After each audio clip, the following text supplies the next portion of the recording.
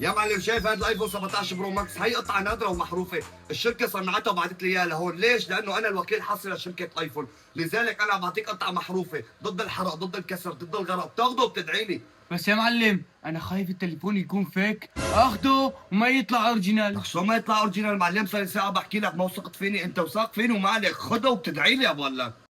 طيب يا معلم، اذا هذا التليفون طلع فيه مشكله وما طلع ضد المي، ايش بدي اعمل فيه؟ شغلك انت ما وثقت فيني، خيو اذا ما طلع ضد المي تعب ذوق بوجهي. اذا هيك موافق، وهي حق التليفون.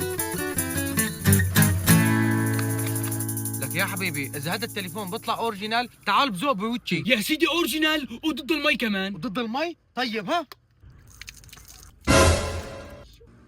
ها وهي طفي التليفون وطلع فيك. تفضل.